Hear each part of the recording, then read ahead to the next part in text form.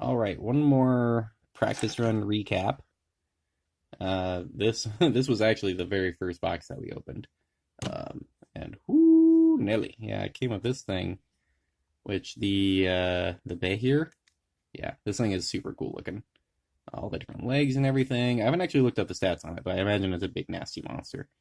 So we obviously got to involve a big nasty monster. And in case you haven't seen the other videos, this is you open a box of minis and you make an encounter or a game session based off of whatever you open. We got one of these little frog guys, a little dagger, the grungs, not that guy. And another one of these like celestial winged cats. So it gets a specific character, Tresium. Um, and what I had decided, because I opened one of these on one of the other videos, was like using it like a warlock familiar, um, but just working, which is basically a winged cat. So you're just giving a cat a fly speed. Somebody who wanted speaking of cats, somebody who wanted their cat familiar, but you wanted the fly abilities of the improved familiars, and so you just let them go. Okay, fine, you can have a flying cat. It's fine. And then we opened up this paladin looking character, and it is a human paladin oath of vengeance is what it's listed as. But you can do whatever you want. You're the dungeon master. You're just using miniatures. So when I saw this, I was thinking, okay, definitely paladin. But when I saw this, I was like, okay, definitely warlock because the little warlock familiar, Pact of the Chain. So what I had the idea for was that this guy, little frog person, little grung, is hiring adventurers because this giant monster is harassing their village, and it's already killed a bunch of them, and they've managed to scurry off into relative hiding spots. And this guy was able to sneak past and head into civilization to try to find some help. And they've already recruited this character, insert interesting character name for your group. And you'll just write this up as like a paladin warlock cross class, which if you've never done a paladin warlock, they're pretty great. The Sorlock, the sorcerer, the sorcerer warlock gets a lot of love. The Sorodin, the sorcerer paladin cross class gets a lot of love.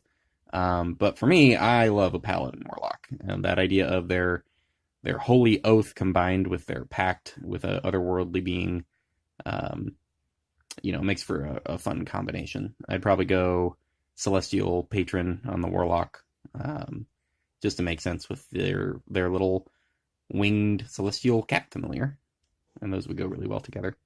In my games, I allow the warlock spell slots to work for paladin smites, which is probably a good mechanic for why they would be, mechanically why they would be a paladin warlock cross class. Storyline wise, they probably have been a paladin for a long time and made contact with a servant of the deity that they serve and started gaining power through them instead of from the god themselves. And, there's not necessarily a conflict there. Kind of works. But there you go. You've got a already recruited paladin who's, following along with here would be like, this guy's managed to hire the paladin, but the paladin's, not dumb. They're not going to try to go in there sword swinging all by themselves against this, giant, almost dragon looking monster thing. Kitty? No, thank you. But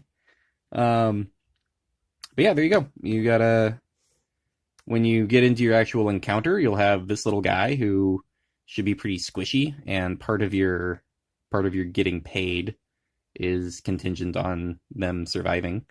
And they're, maybe trying to stay towards the back of the line, but maybe this thing has developed a taste for these little frog creatures, and so it's not a complete idiot. It's not going to draw attacks of opportunity, but it's going to be constantly trying to maneuver itself over to the frog to eat it, while fighting your party. And so now you have a little protection angle going on. You got this character kind of backing up the party. I'm not a fan of DMPCs as as an ongoing character that hangs out with the party, but something that's an NPC that can be allies with the party and is going on one adventure and then is going to go on their own way afterwards is fine. I think that's fine. It's just helping the story along. There you go. It seemed like a fun one. I was kind of sad we didn't do that one live because I thought that this is a really cool figure, and I do actually like this little session setup because this is a whole session ready to go. Interactions with everything. They win having some interactions with the frog people's town and all that. Getting some clues in for further adventures in the area, some swamps or whatever was around. I think that'd be really fun. All right. Y'all have a good day. I don't really have any more of these to do awkwardly. So I think I just want to see your guys's. Yeah, I'm at Gandhi Gun at Twitter. Tag me on any of these you do because I think they're a fun exercise. All right, y'all have a good day.